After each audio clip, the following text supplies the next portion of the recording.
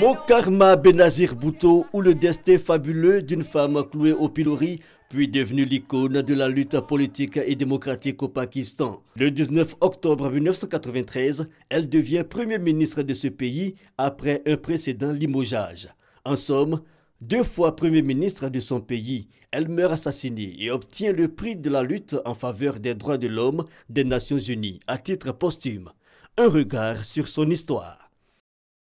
Fille de l'ancien président Zulkifar Ali Bhutto, elle est née en 1953 à Karachi au Pakistan.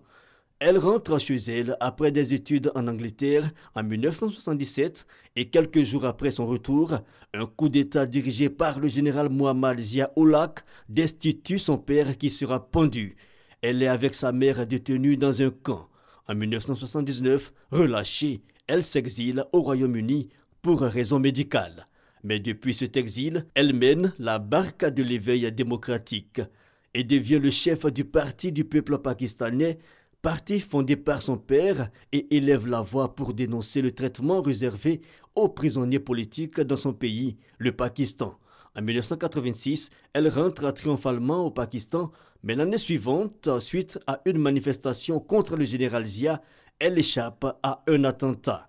Le général va mourir en août 1988 et dans l'attente d'élection, Benazir Bhutto mènera campagne, mais le président du Sénat, Ghulam Khan, devenu président par intérim, après un bref conflit, la nomme Premier ministre.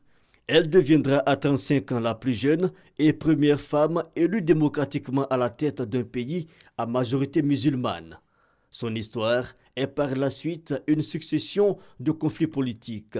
En 1997, son gouvernement est accusé de corruption et elle prendra encore le chemin de l'exil. Hélas, un an après son retour en 2007, un 27 décembre, elle est abattue par un tireur alors qu'elle salue depuis son véhicule une foule d'admirateurs.